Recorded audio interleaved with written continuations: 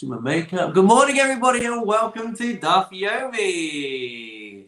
To our wonderful live virtual studio audience on Zoom, and to everyone watching on YouTube, it is wonderful to have you all on board. Today, we are going to be doing page 50, Daf Nun, of Maseches Pesachim. As always, if you have questions on Zoom, do please chime in and ask away. I'll do my best to answer them. And as usual, I am starting from the wrong place. I figured we should start from the Mishnah on yesterday's daf so that we can be sure that we kind of know what we're talking about. So let's have a look at the Mishnah, not this one, but this one, on page 49. We'll scoot through that, and that will help us to contextualize where we're at in the Gemara today. So the Mishnah says, "Haholech lishchot es pischo," a person who is on the way to Yerushalayim to slaughter his Korban Pesach, v'lamul es beno, or he is on his way to give his son a bris milah, v'le'echol sudas erusin v'beis chamav, or he is on his way to his father-in-law's house to eat a wedding feast. So he's on his way to do one of three very, very important mitzvahs. V'nizkar sheyesh lo chametz b'toch beiso, and on his way he realizes, Oy vey, I've left some chametz at home. This is a tragedy. So what should he do? The Mishnah told us, Im yachol lachzor v'levaer v'lachzor lemitzvaso yachzor v'yivarer. If a person is able to get back home, quickly destroy his chametz, and make it back in time to perform his mitzvah, he's not going to miss the wedding, or he's not going to miss the bris, and he's certainly not going to miss the Korban Pesach in Jerusalem, then the Mishnah says he should go back. V'im lav, if he's not able to make it back in time, then what should he do? Says the Mishnah, mavat lo b'libo. He should just nullify it in his heart, because biblically that is going to be sufficient. We get so busy with getting rid of our chametz. Actually, biblically, all we need to do is just nullify any association with it, nullify any ownership of it, nullify any connection to it, and biblically that would be sufficient. So if you can't make it back to get rid of your chametz and still make it on time to the ball, then you should nullify it in your heart. Says the Mishnah, Lahatzil min hanachrim, if he's on his way to save someone from non-Jewish attackers, umin hanahar, or he's on his way to save someone from a river, umin hadlistin, or to save someone from bandits, umin hadleka, or from a fire, umin hamapoles, or he's on his way to save someone from a collapsed building. So these things are very urgent, and the Mishnah says, Yivatel belivo, you shouldn't try and make it back and return in time. Rather, you should just nullify it in your heart and remove all ownership of this chametz in your property. Says the Mishnah, Velishbos shavisas harashus yachazor miyad. If you are on your way to set your official Shabbos residence, in order, if you remember, we've talked about Erev Techumin, the boundaries and the perimeter in which you're allowed to walk on Shabbos and Yom Tov is dependent on where you have established your place of residence. So if you're on your way to do that, the Mishnah says you should go back immediately to get rid of the chametz, because that's just an optional mitzvah that you're trying to do. Similarly, a person who's on his way out of Yerushalayim, and he realizes, I'm holding some sacrificial meat. So what should he do? Is taking it out of the Beis Hamikdash, which is or taking it out of Jerusalem, which is a big, big problem. So the Mishnah says, Imavar Sofim, if he has gone past Har Sofim, which is Mount Scopus, Sorfa Bimakoma, he should burn it in his place. V'im lav, if not, if he's still before that point, Choser, he should return. V'sorfa lifnei habira, me'artse hamaracha, he should go back and he should burn it in front of the temple with the wood from the Beis Hamikdash, because this is sacrificial holy meat. You weren't allowed to take it out, and so if you're still close enough, you should go back. And this really is where we needed to get to help us with our Gemara today, or at least the first part of our Gemara today. V'ad kama hein chozrim, how far should you, for how much should you be going back? So for how much chametz that you've left in your house, and you're like, oy vey, what am I supposed to do? How much do you have to have left behind to return to your house? Or how much sacrificial meat do you have to have been carrying with you before you have to go back to Yerushalayim? So there's a machlokes, there's a disagreement. Rabbi Meir omer zeh vazeh b'kabeitza. Rabbi Meir says the amount for both the chametz and the sacrificial meat is the amount, the size of an egg. Rabbi Yehuda omer zeh vazeh b'kazayis. Rabbi Yehuda says both the measurements of the chametz and the sacrificial meat is a kazayis, is an olive bulk. V'chachamim omrim, and the rabbis say basar kodesh b'kazayis, the amount of sacrificial meat is an olive bulk. V'chametz b'kabeitza, and the amount that you have to go back to your house to burn the chametz for is an egg bulk. So that was the Mishnah from yesterday, and that may help us just a tiny little bit get to grips with the bottom of 49b, which is where we're going to start from, the last few lines. Where from? Here we go. V'chein mishi yatzar. So the Gemara is quoting the Mishnah about one who has left Yerushalayim and realizes, I've got some sacrificial meat on me. So that's where the Gemara is picking up. And that's where we're going to start today. We are 7 lines up on the bottom of 49b. Asks the Gemara, Lemeimra, the Rabbi Meir Savar Kabeitza Hu Dechashiv, the Rabbi Yehuda Savar Kazais Nami Chashiv? Is this to say that the basis of the machlokes, the fundamental point that they're arguing about, is that Rabbi Meir holds that an egg-sized bulk is considered important, and Rabbi Yehuda holds that an olive-sized bulk is considered important? Is that really what we want to say? The Gemara says, though, Uraminhi, but I've got a contradiction. With regards to making a zimun, with regards to benching at the end of a meal, and how much each of those people must have eaten in order to be able to participate in the zimun, in the rabotai ne'arech. So the Gemara asks elsewhere, Ad kama hein mezamnin, how much should they have eaten to be able to hold the zimun, to be able to make the zimun at the end of the meal? So the Gemara answers, Ad kazayas, they must have eaten an olive bulk. Rabbi Yehuda omer, Ad kameitza, and Rabbi Yehuda has said an egg-sized bulk. But hang on a minute, just a moment ago, Rabbi Yehuda had said that it's an olive-sized bulk that is considered significant. So which is it, Rabbi Yehuda? Is it an olive-sized bulk or is it an egg-sized bulk?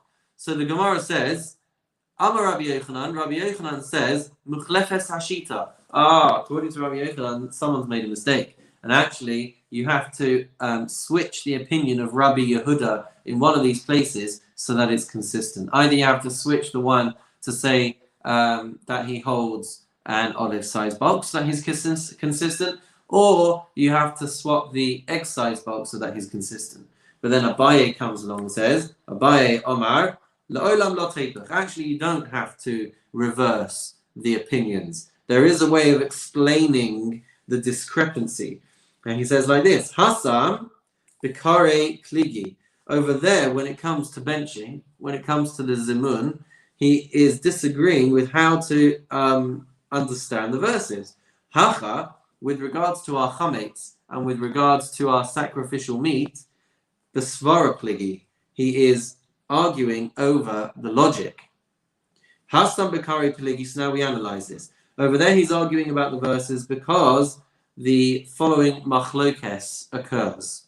Rabbi Meir says, right, fundamentally, the source for benching is ve'achalta, ve'savata, uve'rachta. We're all familiar with those words because we say them in benching all the time. Karkas ve'achalta, ve'savata, uve'rachta. Yeah. So the words mean that you have eaten, that you have been satisfied, and that you have blessed, that you have benched. So how does Rabbi Meir interpret these words? He interprets it as follows. V'achalta, when the pasuk says, when the verse says, and you shall eat, zu achila. That means that you have eaten. V'savata, what does it mean that you have been nourished, that you have been satisfied? Zu shatia. This means that you have drunk. Va'achila bekazayis. And the amount that is considered significant eating is an olive bulb. Rabbi Yehuda says, Va'achalta v'savata. He takes those two words together, that you have eaten and you have been satisfied. And he interprets it to mean that achila sheyesh bas savia. You must have eaten enough to be satisfied. Ve'ezazah, and how much is that? Bikabetza. That is an egg-sized bulk. An olive-sized bulk is not enough to fill you up, but an egg-sized bulk would be. Hacha b'svara pligi. And over here, with regards to our chametz and our sacrificial meat, it's not about how much you can eat. It's about the svara. It's about the logic. The Rabbi Meir savar chazarasa ketum asa. Rabbi Meir holds that the comparison that you need to assess your need to return by is based on tumah, is based on how much of something can contract tumah. Ma tumaso b'kabetza, af chazaraso b'kabetza. Just like you need an egg-sized bulk of something to contract tumah, to contract ritual impurity, so in order to have to run back, race back, destroy your chametz, or burn your sacrificial meat, the amount has to be an egg-sized bulk. Rabbi Yehuda savar, as we turn the page to the top of today's daf, Rabbi Yehuda savar chazaraso ke'isura. Rabbi Yehuda holds that the assessment that you need to be making, the concept that you need to compare it to, is the amount that you need to violate the isura, to violate the prohibition. That's how much you need to be comparing it by, which is why when it comes to chametz and when it comes to sacrificial meat, Rabbi Yehuda will hold the following: Ma isura b'kazayis, just like to violate, to be in violation of owning or eating chametz on Pesach, you have to have an olive-sized bulk. Af chazaraso b'kazayis. So that means that the amount that you have to run back for is also, say it together, an olive-sized bulk. Very good. So that is how we can understand the confusion in Rabbi Yehuda's opinion. That is why he can hold a beitza for the amount to bench, because he is talking about how much you need to be satisfied to warrant a need for benching. And with regards to chametz and sacrificial meat, it's about how much you would need before you are violating the prohibition. Tanya, Rabbi Nassan Omer. Rabbi Nassan says in a Baraisa, Zeh v'zeh kishtei beitzin v'lo hodu lo chachamim. Rabbi Nassan has a different opinion, and he says that the minimum amount for chametz that you need to run back for and sacrificial meat is actually the size of 2 eggs. But the rabbis did not agree with him. And now we go through a little bit of some obscure verse interpretation, which is connected to this concept, but also leads into a very, very familiar Gemara, which a lot of us might have heard before. So it continues, quoting a verse in Zechariah. One moment. So we're gonna quote some verses now, which are to do with Olam Haba and Olam Hazeh, and the differences between them. So we're going to quote 3 verses in Zechariah about the difference between Olam Haba and Olam Hazeh. Says the Gemara, V'haya bayom hahu lo yihiyeh or yikaros v'kipaon. So the verse says, and it shall come to pass on that day that there shall not be light, but heavy clouds, yikarot, and thickness, v'kipaon. These 2 words are a bit obscure, they're a bit unusual, which prompts the Gemara to ask, my yikarot v'kipaon. What do these words mean, truly?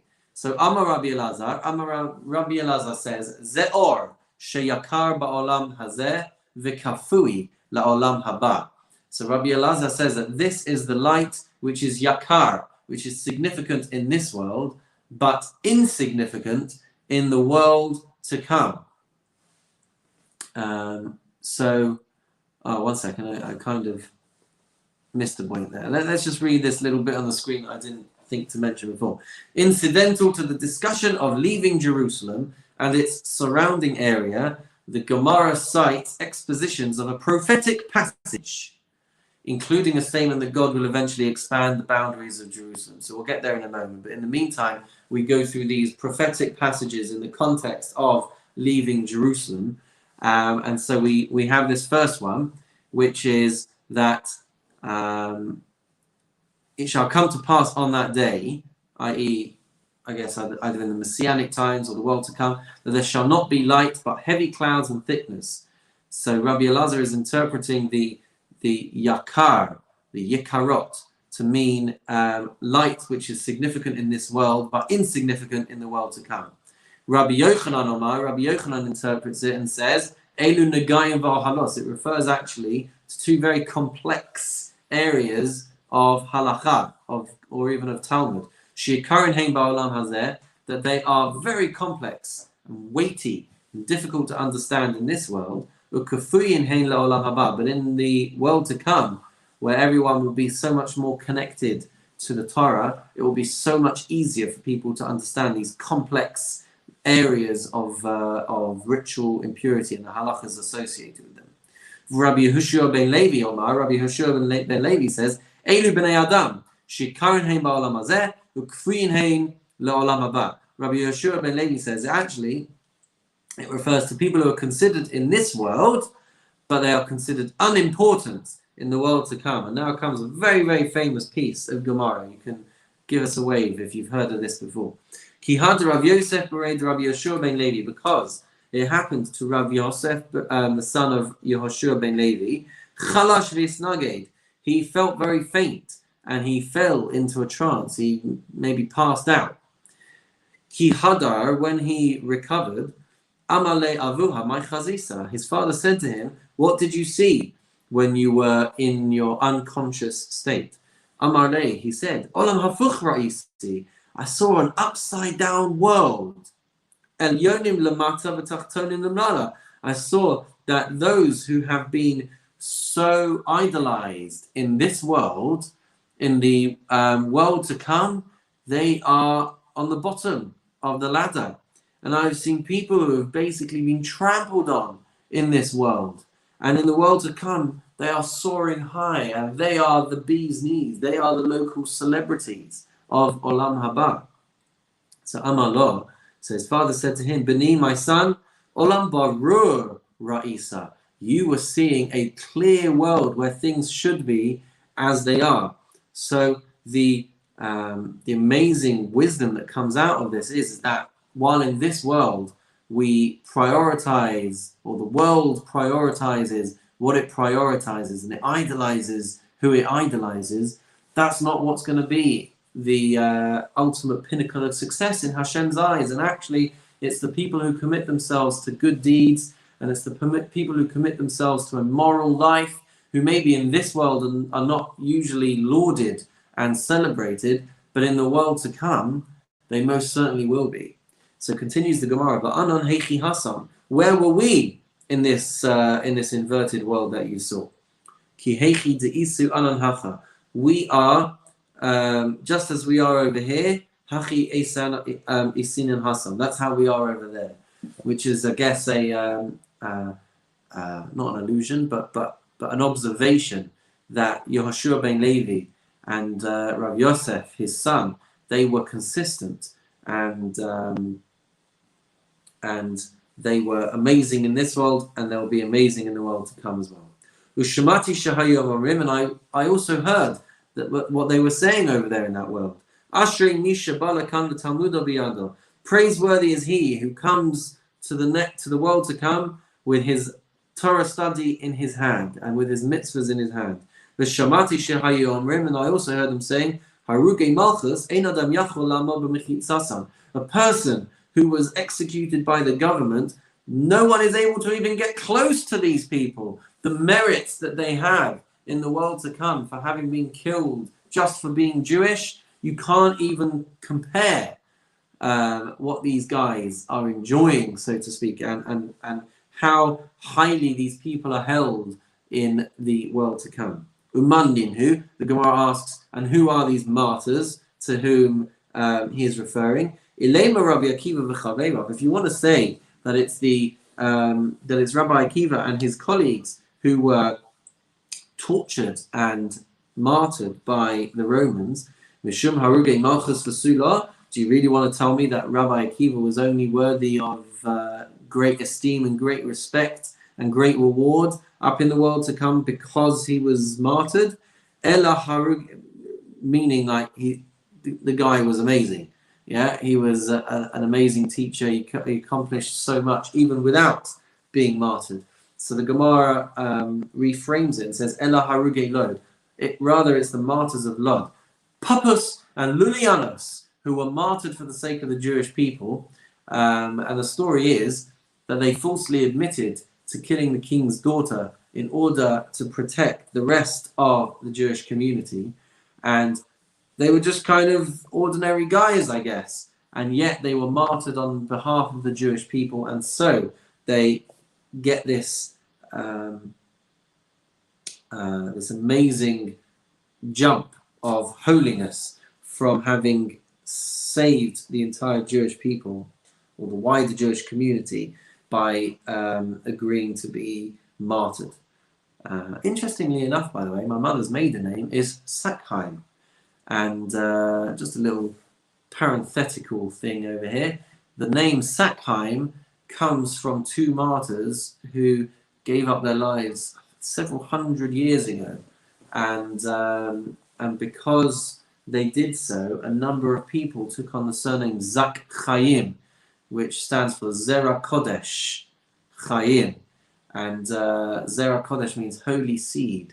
So these people who were martyred, they took on this surname, of which I am ultimately a descendant.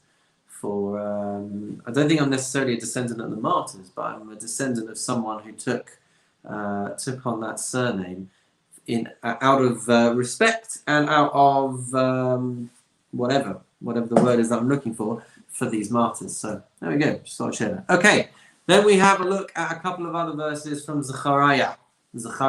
Bayomahu Yihye al metzilos hasus kodesh l'Hashem. The Gemara mentions this phrase, this verse from the book of Zechariah. On that day, there shall be upon the bells of the horses, holy unto the Lord. Well, this is a strange phrase again. So the Gemara asks, "My metzilos hasus." What does that phrase mean? Amar Rabbi Yeshua ben Levi. It means as follows: Asid HaKadosh Baruch Hu lahosef al Yerushalayim ad shehasus ratz u'mitzel. In the future, Hashem is going to increase the size of Yerushalayim. How much? By how much a horse can run the entire time it casts a shadow. Meaning that Jerusalem is going to be so large. How large will it be? That for a horse to be able to run and to keep running while its shadow is still visible on the ground, that's how big Yerushalayim will get, the distance that the horse can run in that time. Rabbi Elazar says, all the bells that one hangs between the eyes of a horse will be sanctified to God, meaning that in the future so many people's possessions will be sanctified and consecrated to the Beis Hamikdash. For Rabbi Yochanan Amar, Kol biza shabos in Yisrael, ad shah shasus ratz mitzel yekodesh l'Hashem. All of the spoils that the Jewish people will take from the nations who wage war against the Jewish people. So the amount of space that is covered for a horse to run and to cast a shadow, all of these spoils will be sanctified for Hashem. So now the Gemara analyzes this a little bit. Says the Gemara, Bishlam alamanda amakol biza shebasazu Yisrael. So this makes sense according to the one who talks about the spoils that the Jewish people will take. Because there's a verse that talks about this very concept. And the pots in the Lord's house shall be like the basins before the altar, meaning there will be so much that is given to the Beis Hamikdash. Elalamanda Amar, Bahanach Tarti, according to the one who had the other explanations, how would he interpret that verse? My Vahaya Hasiros Beveis Hashem. How would you interpret the pots in the Lord's house? Milta Acharisika Amar. So the Gemara answers it's talking about something else. The Misarsri Yisrael, the Misnadvi Umaisi. It's talking about the Bnei Yisrael, the Jewish people who are going to become wealthy and they're going to bring donations to the temple. Continues the Gemara. The Shlam Alamanda Amar Biza. This works according to the one who said that the expression is referring to the spoils. Hainu dichsiv v'lo yeh Kanaani od b'veis Hashem tzmakos. That on that day there shall no longer be a merchant in the house of the Lord. Elalamanda Amar Hanach Tarti, but according to the one who interpreted it in these two other ways, my v'lo yeh Kanaani. What would he do with this verse? That there shall no longer be a merchant. Amar Rabbi Yirmiyah says, Ein kan ani. He says that actually the word Kanani is a contraction of the phrase, there are no poor people. That in the time of Mashiach and afterwards, there will be no poor people. And there will be constant donations to the Beis HaMikdash. How amazing! Why don't we want Mashiach to come? If Mashiach comes, there's no more poverty, there's no more poor people in the world. There we go. That's something to think about. Ukanani minalam di'ikri tagar. Why is this, or how do we know that the word Kanani, which we could have just translated as a Canaanite, how do we know that this means a merchant? Dichsiv, because it says in the pasuk, Vayar Sham Yehuda bas ish Kanani, because it says that Yehuda saw a daughter of a certain Kanani, and that was the daughter that he ends up marrying off to. Does he marry him? Is it talking about Tamar or is it talking about his wife?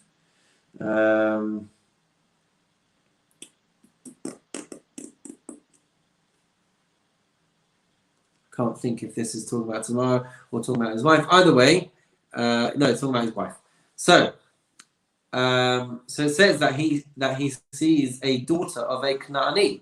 So what does Kanaani mean? Asks the Gemara. My Kanaani. Ileima Kanaani Mamash. If it's talking about an actual Canaanite, well, that's going to be a problem because we see that his father and grandfather, or his grandfather and great grandfather, his father and grandfather were not supposed to marry Canaanites. So the Gemara says, Efshar bar Avraham v'his hiras Yitzchak. Is it possible that Avraham cautioned his son Yitzchak not to take a Canaanite? By Yitzchak v'his hiras Yaakov, and then Yitzchak went and warned Yaakov that he shouldn't take Canaanite.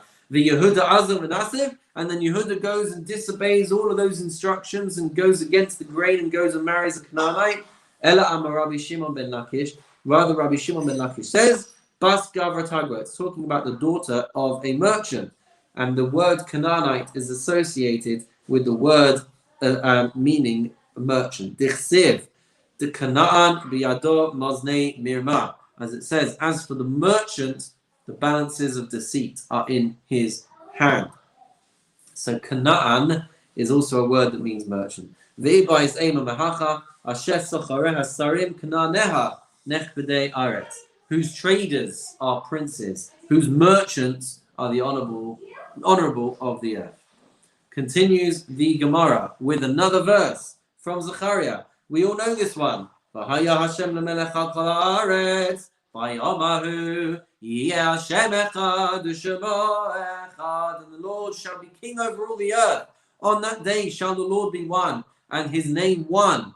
Finally, in the Messianic times, the world will wake up and realize that Hashem is one. He is in control of everything. For asks the Gemara, Atu ha'idna lav echadu, does that mean that he's not one until now? Until then, I mean? Amar Rabbi Acha bar Chanina. Rabbi Acha bar Chanina says, Lo, ka'olam hazeh, ha'olam haba. That this world is not like that world. There will be a fundamental difference between how we relate to Hashem when we are in this world and when we are in the world to come. Ha'olam hazeh, in this world, al basuras tovos omer baruch hatov ha'metiv. In this world, when something good happens to us, we make a bracha of hatov v'hametiv, he who does good and who is good. V'al basuras ra'os, and when something bad happens to us, we say, Omer, baruch dayan ha'emes, blessed be the true judge. But la'olam haba, in the world to come, where everything will be so crystal clear, kulo hatov v'hametiv, whatever happens, we would be able to look at the situation and say that Hashem is good and he does good. And what about ushmo echad? The fact that his name will be one. My echad. What do you mean his name will be one? Atu ha'idna lav shmo echad hu? Or are you to say that he's not one, his name is not one now? Amar Rabbi Nachman bar Yitzchak. Rabbi Nachman bar Yitzchak says, Lo ka'olam hazeh ha'olam haba. That this world is not like olam haba. there's an element of clarity, there's an element of closer proximity in relationship with Hashem. Ha'olam hazeh, excuse me, in this world, nichtav b'yud hey. When we write Hashem's name, we write it as a yud and a hey, and a vav and a hey. However, when we recite his name, when we say his name, the nikra ba'alef dalet, we actually pronounce the name of yud and hey and vav and hey. We pronounce that as Adar Shem, right? Which is spelled differently. It would be spelled as an aleph and a daled and a nun and a yud. In this world, there's a certain element of detachment, of an inability to perceive Hashem clearly. And so in this world, we have to say Hashem's name differently to the way that it's spelled. The letters Yud and a Hey and a Vav and a Hey, they would be pronounced more akin with the types of witnesses who come round to people's doors trying to get them to convert to their religion. We don't pronounce that word. But in the world to come, we would do. It will all be as one. We will pronounce his name in the way that it's spelled. B'yud and a hey, v'nichtav b'yud and a hey. It would be read as, or written as yud and a hey, and it would be pronounced also as a yud and a hey. Sova Rava l'midrash pirka. So just to finish off the chapter, Rava wanted to expound on this concept of the correct pronunciation and enunciation of Hashem's name during Shir. Amalei hahu sava, and an old man came to him and said, Le'aleim kasiv. That there's a verse which says that, where is it? We'll see it in a second. Zeshmi le'olam. This is my name forever. But he said, it might be that with the verse is translated that this is my name forever, le'olam, but it is spelt le'aleim, which means hidden, meaning that his name has to be hidden. Ravina Rami Kasiv, Rabbi Avina said and contrasted this and said, Zeh Shemi Le'olam, this is my name forever, meaning that it has to be concealed. V'zeh Zichri L'dor Adon, this is my memorial for all generations. Omar HaKadosh Baruch Hu says to us, Lo k'sha'ani nichtav ani nikra. Not the way that I am written should I be pronounced. Nichtav ani b'yud and a hey. I'm written with a yud and a hey. V'nikra ani ba'alef and a dalas. And I am pronounced. You read my name as Ador Shem. But as we said, in the world to come, Bayomahu yeh Hashem echad u'shmo echad. Everything will be united. Everything will be clear. Everything will be understood. Please God, we should get to that time very, very soon. Now everyone join with me as we complete the third parak together. Hadran alach, Elu Ovrin, Hadran alach, Elu Ovrin, Hadran alach, Elu Ovrin. Mazel tov everybody on completing the third chapter of Maseches Pesachim.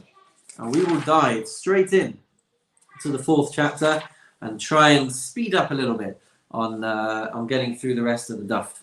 Says the Mishnah, Makom shenahagu la'asos melacha ba'arvei Pesachim al chatzos osin. If you are in a place, if it's Erev Pesach, and you are in a place where they have the minhag, where they have the custom to do melacha, to work on Erev Pesach up until chatzos, then by all means go right ahead and do your melacha. But makom shenahagu shelo la'asos ein osin. But if you are spending Yom Tov, remember when we could go away for Pesach? If you're spending Yom Tov in a place where the custom is to not do melacha on Erev Yom Tov up until Chatzos, then you should not do melacha. What if you're going from one place to another? Or if you're going from a place where they do melacha and you're going to go and spend Yom Tov in a place where they don't. Or you live in a place normally where you don't do melacha, but you're going to a place where they do melacha. So the Mishnah says, "Nosnin alav chumrei hamakom sheyatsa misham v'chumrei makom shalach l'sham." You're actually supposed to be strict on yourself in accordance with the chumras, of the stringencies of both places. That is the opinion of the Mishnah, meaning that if you live in a place where you do melacha and you're going to a place where you don't, so then you have to not do malacha. Similarly though, if you live in a place where you would normally not do malacha, and you go to a place where they're more lenient, the Mishnah is telling us that you would have to be strict upon yourself. Continuing onto the second side of page 50, onto Amud Beis, and a person should not deviate from local custom so as to prevent any chance of machlokes, of dispute. Kayotze in a similar vein, the Mishnah says, Hamolich Peiros Shavias, Mimakom Shikalu Lemakom Shilokalu. So in the 7th year of an agricultural cycle, so everything becomes hefker, everything becomes ownerless, and at particular points in the year, once there's no more of a particular type of grain or a particular type of fruit or whatever it might be, once it is no more widely available, so then you would have to do something called biur, and you'd have to make everything, all of that produce ownerless. So if you're going from a place, or you're bringing fruit of shavias from a place where it's already now not widely available, and you're going to a place where it's still available, or mimakom shilokalu, or from a place where it is available, lemakom shikalu, to a place where it is not available, chayiv levayir, you would still have to do this process of biur, of removing any ownership of these items. Rabbi Yehuda omer seva velach af ata. Rabbi Yehuda, however, says that you don't need to do this, and he says, you too go out and bring this produce from a place where it remains in a field. What are we talking about? He's saying, that's going to be explained in the Gemara, my apologies. So don't worry too much about Rabbi Yehuda's position until we actually get there in the Gemara. Says the Gemara, my area Arvei Pesachim. Why does the Mishnah focus on the fact that it's Erev Pesach? Why is that the example that it chooses to bring? That you are in a place on Erev Pesach where you do malacha or you don't do malacha. So the Gemara asks, Afilu Ave Shabbosos v'Ave Yamim Tovim Nami. This concept can even apply to Erev Shabbos and to all other Yamim Tovim. Titania, because there's a brisa, Ha'osem Malacha ba'Arve Shabbosos v'Yamim Tovim min ha'mincha ulamala ena ro'eh siman bracha la'olam. It says elsewhere in a brisa that people who do malacha on Erev Shabbos and Erev Yom Tov, after the time of Mincha and onwards, they won't see a sign of blessing from this work. Meaning that it might be permissible fundamentally to do malacha, but it's not worthwhile. It's not going to give you any sign of blessing. But the point is the concept of not doing malacha exists also on Fridays, on Erev Shabbos, and Erev Yom Tov as well. So why did our Mishnah just focus on Erev Pesach? The Gemara answers, Hasam minha mincha ulamala hu da'asr, samach lemincha lo. Over there, when it comes to Erev Shabbos and Erev Yom Tov, so it's talking about malacha which you can't do from mincha and onwards, but it's permitted to do when it's close to mincha. Hacha, in our Mishnah, when it comes to Erev Pesach, it's prohibited from midday, which is not the same as the time of mincha. And that's why it didn't mention both of these things. Inami, alternatively, Hassam Siman Brachahu Delo Chazi. Over there, when it comes to Erev Shabbos and Erev Yom Tov, you might not see any blessing from this work. Aval Shemusi Lo Meshamtinan Le. But there's not a concept of excommunicating someone for doing labor on Erev Shabbos and Erev Yom Tov. It's just that you don't see any blessing. Hacha, but over here, when it comes to people who are strict about performing melacha, about doing work on Erev Pesach, shamusi nami mishamtinan le. It can also get to a point where you would be excommunicated for performing labor at this time, because if it's a place where they are strict, so they are super strict. So that's why the Mishnah did not mention Erev Shabbos and Erev Yom Tov as well. By the way, it just reminds me of this amazing story that I heard about someone who was asked by a Rav to close his business on Shabbos. And he said, how can I close my business on Shabbos? So first of all, working on Shabbos is obviously different to working before Shabbos, right? But this concept just this concept just came to me. So he said, how can I not work on Shabbos? That's when everyone comes to my shop, and that's when I make the most money. And the rabbi says, you're not going to see any blessing from work that you do on Shabbos. He said, it's when I really, really need my parnasa. It's when I make so much money, I can't close my shop. And so apparently the story went that a few months later, he saw this gentleman again, and he said to the rabbi, he said, you're not going to believe what happened. If it hadn't been for the fact that I had kept my shop open, then when my wife needed surgery, I had exactly the right amount of money for the surgery because I'd kept my shop open on Shabbos. And the rabbi said to him, if you had closed your shop on Shabbos, then maybe your wife would have never got ill. So it was just interesting, this concept of not seeing blessing from the work that's done on Shabbos. Or, as our Mishnah is talking about, or our Gemara is talking about, even perhaps from Erev Shabbos in places which are strict. Gufa! We return to this concept of working on Erev Shabbos and working on Erev Yom Tov. And we examine it in a little bit more detail. Says the Gemara, Ha'ose melacha ba'arvei Shabbosos. Person who does melacha on Erev Shabbos, uva arvei Yomim Tovim, or on Erev Yom Tov, min ha-mincha u'lamala, from the point of mincha and onwards, or b'motzoi Shabbos, or on Saturday night, uva motzoi Yom Tov, and on the night when a festival finishes, uva motzoi Yom Kippur, or after Yom Kippur goes out, uva kol makom sheyesh sham nidnud aveira, or in any place where there could be a suspicion where that a person has violated Shabbos or Yom Tov or Yom Kippur to be able to do this work, La Sui Tanis Sibur, which includes a public fast. Point is, Eino Roeh Siman Bracha La'olam. According to this opinion in the Gemara, it will never see signs of blessing from that work. Tanu Rabbanan, it says in the Baraisa, the rabbis taught, Yesh Zariz V'Niskar.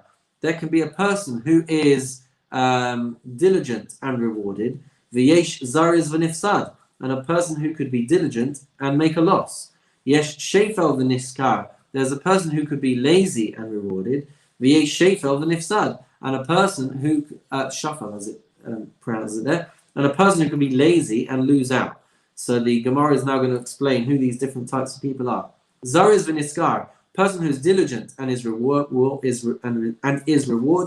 that is the Avid Kulei Shabbasa v'lo Avid V'malei Shabbasa. This is somebody who works all week but doesn't work on Erev Shabbos, and they stop their work early to be able to prepare for Shabbos. Zariz V'Nifsad, a person who is diligent and loses out. This is someone the Avid Kulei Shabbasa v'Avid V'malei Shabbasa. This is someone who works all week and also works on Erev Shabbos. Shafal V'Niskar, a person who is lazy and is rewarded, is the Lo Avid Kulei Shabbasa v'Lo Avid V'malei Shabbasa. This is someone who doesn't work all week, but also doesn't work on Erev Shabbos. So they are getting the reward, as it were, for stopping your work early on a Friday. Shafal V'Nifsad, a person who is lazy and loses out. This is someone the Lo Avid Kulei Shabbasa v'Avid V'malei Shabbasa. This is someone who doesn't work the entire week. He's lazy and doesn't work the entire week, but he works on Erev Shabbos at this time when we're saying that you would not be seeing any sign of blessing for this work. So he loses out and he is lazy as well. Amar Rava. Rava says, Hani Nashei de Mechuza, the women of Mechuza, Afal Gav de Lo Avdan Avidata B'malei Shabbasa Mishum Mifnakusa who. So these women of Mechuza, they do not work on Erev Shabbos, but it's not because of distancing themselves from work and getting ready for Shabbos. Rather, the Hal Kol Yom Nami Lo Ka'avdan. They actually don't work any day. And the reason is because they're very, I've got it translated in my notes here as finicky, but on the screen it says that they pamper themselves too much. Afilu Hachi Shafal V'Nishka Karinane. So even though you may have these, I don't know what you'd call them, prima donnas, who do no work during the week, but they also do no work on Erev Shabbos. So the Gemara nonetheless calls them lazy and rewarded. So even someone who isn't avoiding this work out of a sense of piety, but it's just because they are, getting their nails done or whatever. So even so, they can be rewarded for avoiding working at this time, right so close on a Friday afternoon. Rava Rami. Rava compares these verses and raises a contradiction. It says, Kasiv, Ki gadol ad shamayim chastecha, for your mercy is great unto the heavens. Uchsiv, and it's written elsewhere, Ki gadol me'al shamayim chastecha, for your mercy is great above the heavens. So which is it? Until the heavens or above the heavens? Haketza. How do we interpret this? Kan ba'osin lishma, the kan ba'osin shelo lishma. One where it's talking about Hashem's mercy being above the heavens refers to a person who does mitzvahs for the sake of heaven. And when Hashem's mercy is until the heaven, that is kan ba'osin shelo lishma. That's when a person does mitzvahs, but not for the sake of doing mitzvahs. Rabbi Yehuda, and this goes like Rabbi Yehuda. The Amar Rabbi Yehuda Amar Rav. Rabbi Yehuda said, quoting Rav, "La'olam yasok adam b'torah v'mitzvahs apapi shelo lishma." A person should immerse themselves in learning Torah and doing mitzvahs, even if they're doing it for the wrong reasons, even if they stand to gain from it. Why? Shemitoch shelo lishma b'lishma. Fundamental principle that in Judaism we believe that there's a bit of a springboard effect, that you might start off doing something for the wrong reasons, but you'll eventually come to do them for the right reasons. You might start off because it makes you look good or it feels good or whatever it might be, but eventually it will come to a point where you connect to the mitzvah to such an extent that it becomes meaningful even in its own way, even if you don't necessarily stand to gain what you thought you would stand to gain. Fundamental principle, that is. Tana Rabbanan, another teaching from the rabbis. If a person who is waiting on receiving the wages of his wife, v'reichayim, or waiting to receive the earnings of a mill, eino ro'eh siman bracha le'olam. These people will not see any signs of blessing. Schar ishto mitakusa.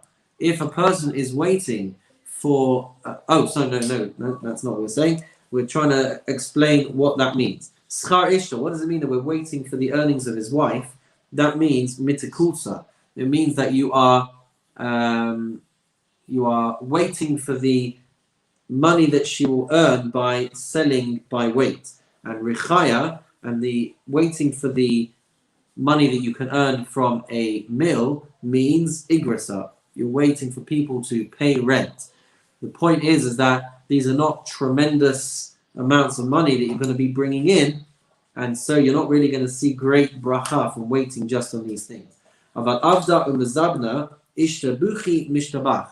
if a woman works and sells the product of her labor, nonetheless, the pasuk, the Torah praises her, tichsiv, as it says, sadin asasav hatimkar. She made a cloak and sold it. Words from Eishes Chai.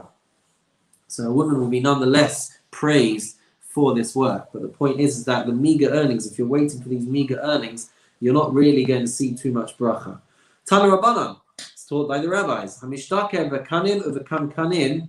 If you are earning a living from selling these rods or from selling these big jugs, these big jars, eino ro'eh siman bracha la'olam. You're not going to see great blessing from this. My timer, why? Kevan denafish afchazaihu. Since these are such huge items that you're trying to sell, shalta habeina. You leave them susceptible to people giving you ayin hara. When people see that you are selling these huge, whatever they might be, it can cause people to get very jealous because they think you're making loads and loads of money. And when people think you're making loads and loads of money, that means that they can put ayin hara on you. And if they do that, it could block up the flow of bracha that is coming your way. Tana Rabbanan, it says in a brayso, the rabbi taught, Tigri, let's get the pronunciation, Tigari Simta, if a person is a merchant trading in the market, or it says on the screen here, merchants who are trading in alleyways, but the point is that they're being seen publicly. People who raise and sell small livestock. The say ilanos tovos, people who cut down good fruit trees. And those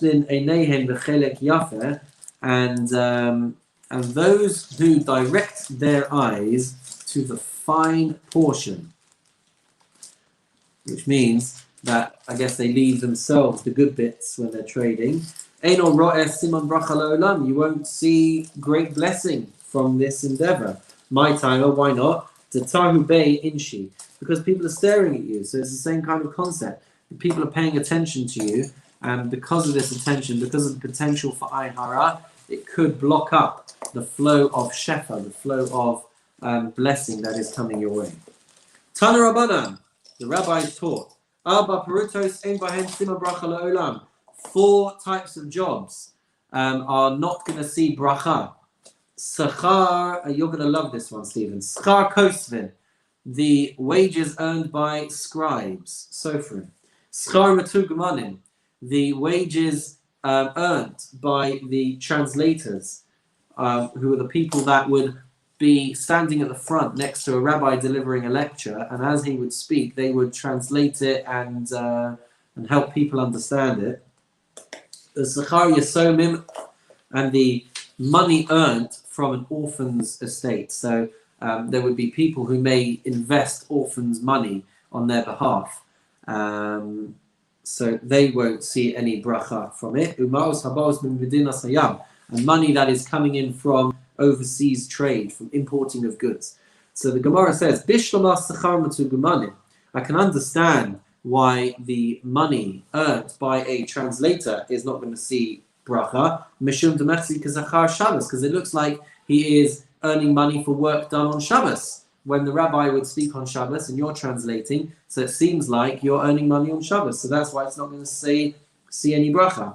Umaos Yisomim, when it comes to money, orphans' money, which gets invested on their behalf, Nami love, it's also not going to see bracha, but because love b'nei mechila ninahu, because they are not going to be able to really engage if they're young children or not ready to be able to have any say in this money. So if you get it wrong, then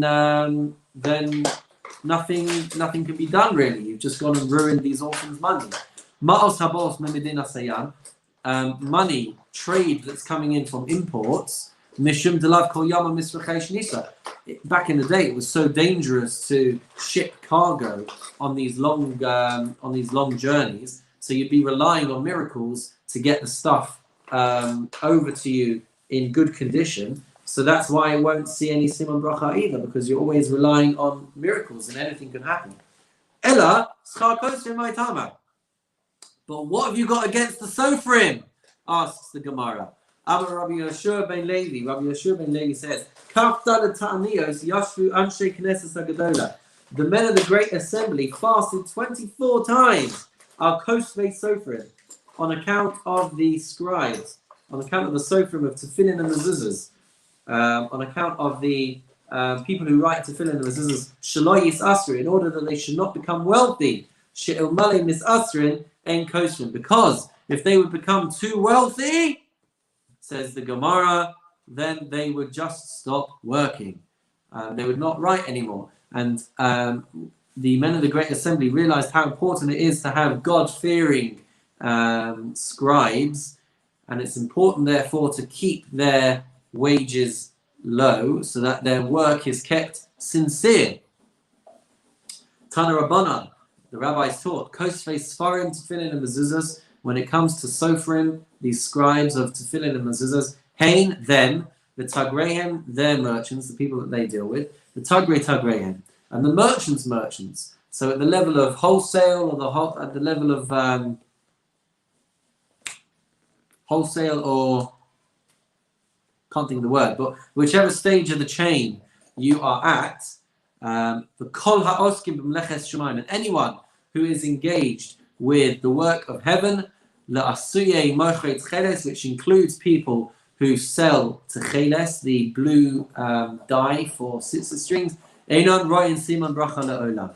They are never going to see bracha in their lives to keep them in check, which is why the Gemara finishes off there. Vim oskin lishma, but if they are engaged for the sake of l'shem shamayim, for the sake of Hashem, then ro'in, they will see bracha from their labor. Ad kan for today, ladies and gentlemen. That's all we've got for Daf 50, for page 50 for Daf Nun. Join us again next week for more Daf Yomi, where I please God hope to be able to teach live. But in the meantime, have a wonderful and meaningful week.